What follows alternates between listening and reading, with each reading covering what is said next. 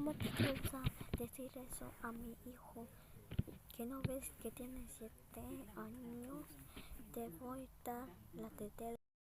Cómete ese chocolate. No, duérmate. Perdóname, hijito. Vamos a llamar a la limpieza. 5 minutos después.